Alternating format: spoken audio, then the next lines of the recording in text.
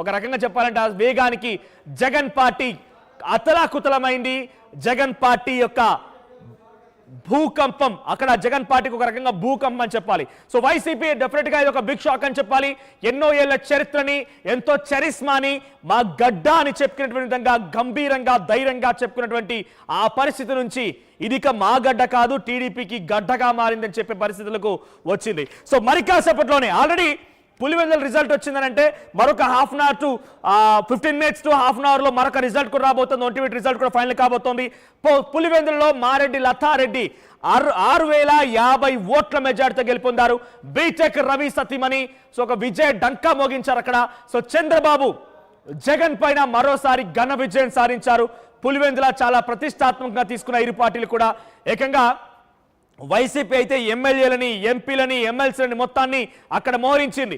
పెద్ద ఎత్తున ఒక రాజకీయంగా ఉద్రిక్తమైన పరిస్థితులను అక్కడ దారితీసింది. టీడీపీ వైసీపీ మధ్య ఏకంగా పోలింగ్ జరుగుతున్న ప్రక్రియ కూడా మీరు ఆటిలో చూసే ఉంటారు. తలలు పగలగొట్టుకున్నారు, చొక్కాలు చించేసుకున్నారు. ఒక ఉద్రిక్తమైనటువంటి పరిస్థితి నెలకొంది. ఏకంగా రిగ్గింగ్ అన్నారు, రకరకాల విషయాలని అక్కడ పెద్ద ఎత్తున రాజకీయ చర్చలో భాగంగా మనం విన్నాం. ఏకంగా సామాన్య ప్రజలు కూడా ఎప్పుడైతే పోలింగ్ బూతుల దగ్గరికి వస్తున్న వారంతా కూడా చెప్పిన మాట ఒకటే, మేము మా ఓటు వేసుకోగలుగుతున్నాం, ప్రజాస్వామ్యంలో మేము ఇంకా ప్రజాస్వామ్యం బతికే ఉందనే రకంగా చూస్తూ ఉన్నాం. ఇన్ని రోజుల వరకు అసలు కనీసం ఇక్కడ బ్యాలెట్ కూడా లేదు. ఎస్ కృష్ణమోహన్, ఏపీ కృష్ణమోహన్ సిద్ధంగా ఉన్న కృష్ణమోహన్, పులివెందుల రిజల్ట్ బయటపడింది. పులివెందుల ఒకప్పటి వైసీపీ లేదా వైఎస్ఆర్ కంచుకోట నుంచి ఇప్పుడు చంద్రబాబు గడ్డగా అడ్డగా మారిపోయింది. సో 6050 ఓట్ల మెజార్టీతో టీడీపీ అక్కడ జెండాని రెపరెపలాడించింది. సో ఈ రిజల్ట్ పైన టీడీపీ రియాక్షన్ ఏంటి?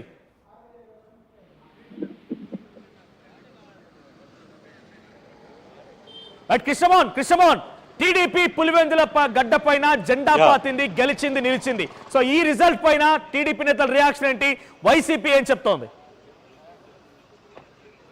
ఇప్పుడే మనం మాట్లాడాం కదా, టీడీపీ నేతలు, ఎమ్మెల్యేలు, తర్వాత వాసు వీళ్ళందరూ కూడా మాట్లాడిన పరిస్థితి అయితే మనం చూసాం. వాళ్ళు చాలా క్లియర్గా చెప్తున్నారు, ఏదైతే ప్రజాస్వామ్యం ఉందో ప్రజాస్వామ్యం బద్ధంగా మేము గెలబందో మాకు ఈరోజు 6200 ఓట్లు మెజార్టీ ఒక పులివెందుల్లో గెలుచుకోగలిగాం. అంటే 7800 ఓట్లు పోలైతే 7800 ఓట్లు 7814 ఓట్లు పోలైతే వైసీపీ టీడీపీకి దాదాపుగా 6200 ఓట్లు మెజార్టీ వస్తే మిగతా అన్ని పార్టీలకు కలిపి మిగిలిన ఓట్లు అంటే దాదాపుగా 1100 ఓట్లు మిగతా అన్ని పార్టీలు, ఇండిపెండెంట్లు, కాంగ్రెస్, వైసీపీ అందరికి కలిపి 1100 ఓట్లు మాత్రమే పోలాయి.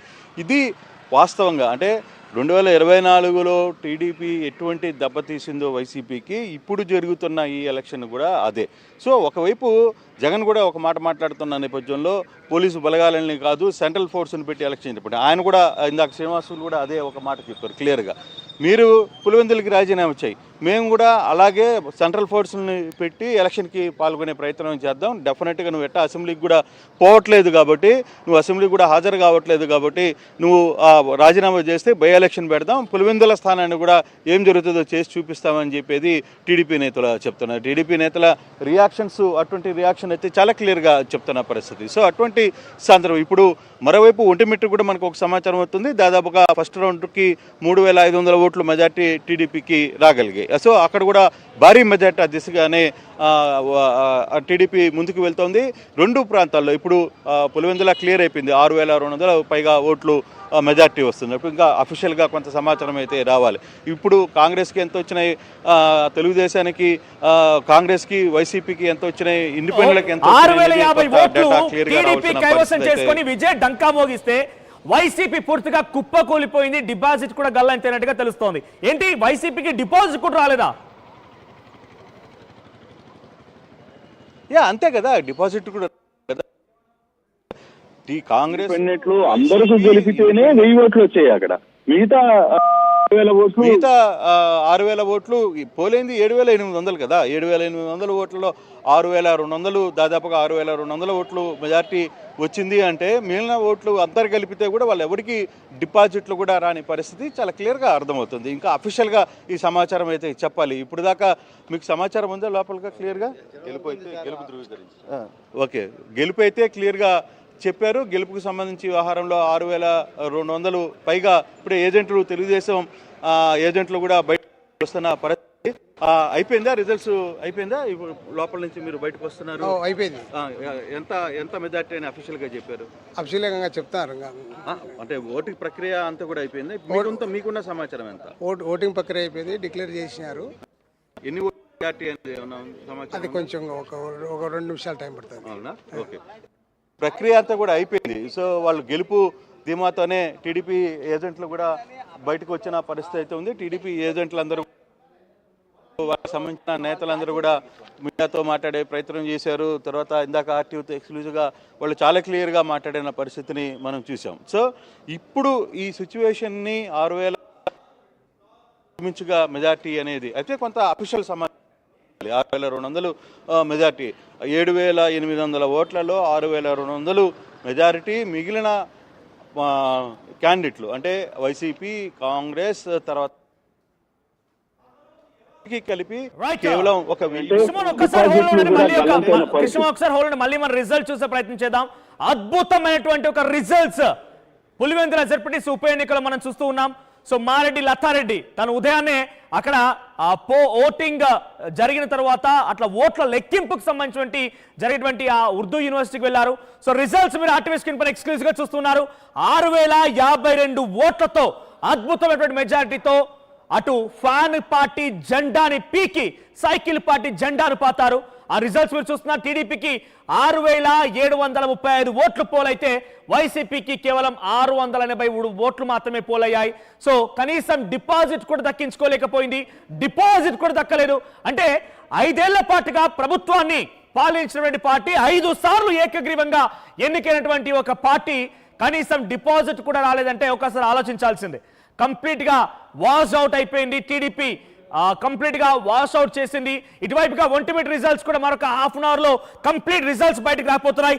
వెరీ ఫస్ట్ అండ్ ఫార్మోస్ట్ గా మీకు ఆర్టీవీ రిజల్ట్స్ అనౌన్స్ చేసే ప్రయత్నం చేస్తుంది. ఆర్టీవీ మాత్రమే ఎక్స్క్లూజివ్ రిజల్ట్స్ మీకు అందిస్తోంది.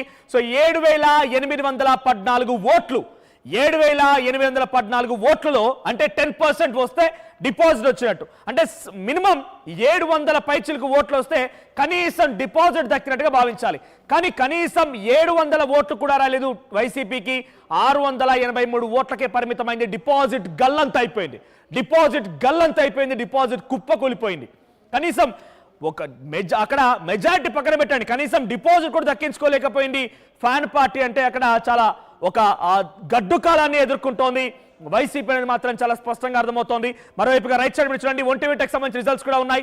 ఒంటిమిట్టలో టీడీపీ 3,511 ఓట్ల మెజారిటీతో దూసుకెళ్తోంది. టీడీపీకి 4,632 ఓట్లు పోలైతే వైసీపీకి 1,121 ఓట్లు పోలయ్యాయి. మేబీ ఇక్కడ వాళ్ళు మరి ఇక్కడైనా డిపాజిట్ దక్కించుకుంటారు చూడాలి. ఇక్కడ వైసీపీ గెలుపు పక్కన పెట్టండి, వైసీపీ సెకండ్ స్థానం పక్కన పెట్టండి, కానీ డిపాజిట్ దక్కించుకుంటుందా అనే రకంగా కూడా మనం మాట్లాడుకుంటామంటే ఎంత దౌర్భాగ్యమైన పరిస్థితికి ఒక వైసీపీ అక్కడ ప్రజల్లో దిగజారిపోయిందో అర్థమవుతోంది. సో ఒక గడ్డు పరిస్థితిని, చాలా దుర్లభమైనటువంటి ఒక పరిస్థితిని ఇప్పుడు వైసీపీ అక్కడ ఎదుర్కొంటున్నట్టుగా మనకు అర్థమవుతోంది. ఏదేమైనా వైసీపీకి కంప్లీట్ గా పులివెందుల ప్రజలు ఇక మీరు వద్దు మాకు అన్నట్టుగా పక్కన పెట్టేశారు. కొన్ని ఏళ్ల రాజకీయ చరిత్రకి ఫుల్ స్టాప్ పెట్టారు. రాజకీయ చరిత్ర ఏకంగా పుస్తకాన్ని